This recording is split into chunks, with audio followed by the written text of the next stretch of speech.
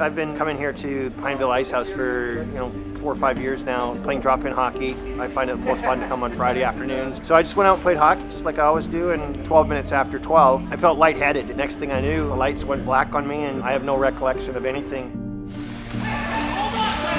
Mr. Street went down about 10 yards away from me. He lied motionless on the ice, a little bit longer than just a fall down. At that point, I decided it was time to go check on Mr. Street. He was not breathing, and I did a pulse check and realized he did not have a pulse. It was decided that he may be in cardiac arrest. I woke up in the back of an ambulance, and I started realizing the magnitude of what had taken place, and I realized that I'd been dead for 5 or 6 minutes. I just recall getting wheeled in on a gurney in a surgery room and looking up and seeing one of the members of the surgery team wearing a Pittsburgh Penguins surgery type of cap. He was the guy that had convinced the owners of the Pineville Ice House to equip themselves with a defibrillator. That type of caring decision by him saved my life, and I'm forever grateful.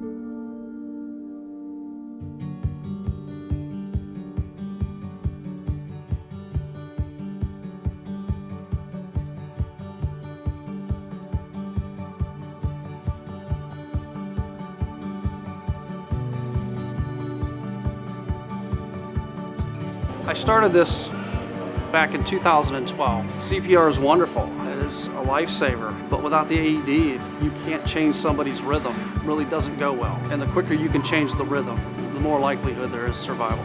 When patients are brought in after an AED is applied to them in the field or out of hospital setting, their chances of survival are much greater than if the AED was not available.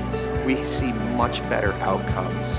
Well, when you are doing basic life support, your blood pressure is not elevated enough to sustain life optimally.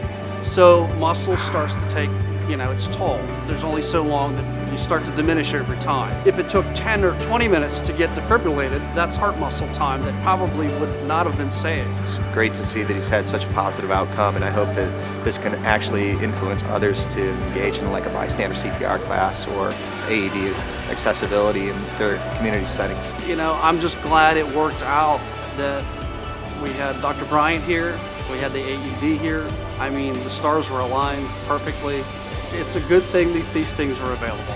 Atrium Health is literally the tree that is over all of the people that provided me the care that helped me to be sitting here from the event that took place. If somebody hadn't advocated having an AED defibrillator here, I now know I wouldn't be alive. The decision that Tim made to take that out into his community and be an advocate, that's how I'm going to repay this. I'm going to take it out in the community somewhere and encourage people that a defibrillator should be there, but also they're very simple to use. What are the chances of having an ER doctor playing drop-in hockey out of 1 in 20 guys? He went from just being another kid out there on the ice playing to saving my life.